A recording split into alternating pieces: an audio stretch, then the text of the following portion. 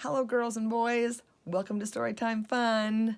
I dedicate this next book to my energetic and super fun grandchildren, Ethan, Denver, Summer, and Violet.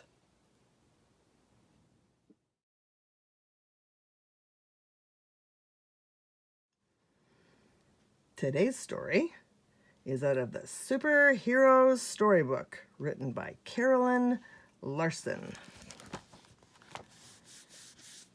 And today we're reading about superhero John the Baptist. An appetite for locusts and wild honey. Based on Matthew chapter 3, verses 1 to 12, and Luke chapter 1, verses 5 to 20. John the Baptist had a very important job.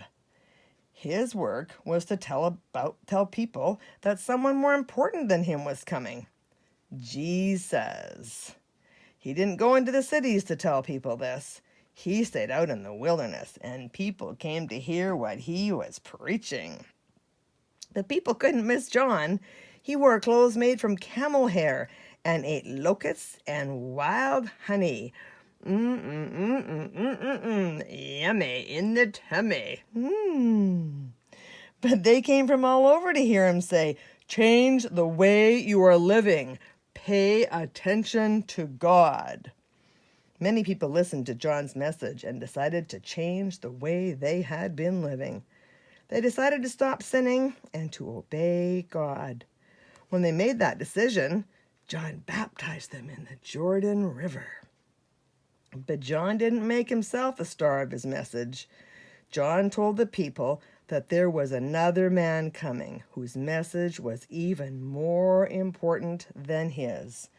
John said, "I am baptizing you with water to show that you have decided to live for God.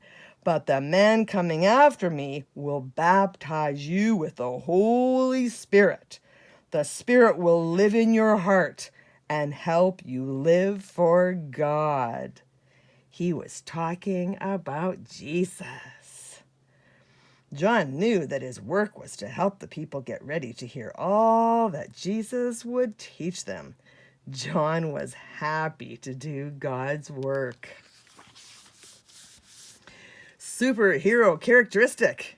John the Baptist didn't like the limelight. He didn't want to be a superstar. The greatest superheroes are the most humble ones.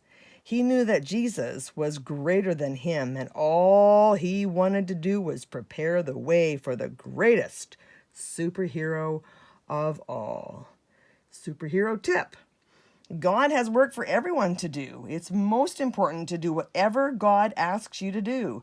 Even if you aren't the star, you will always be God's star. God opposes the proud, but gives grace to the humble.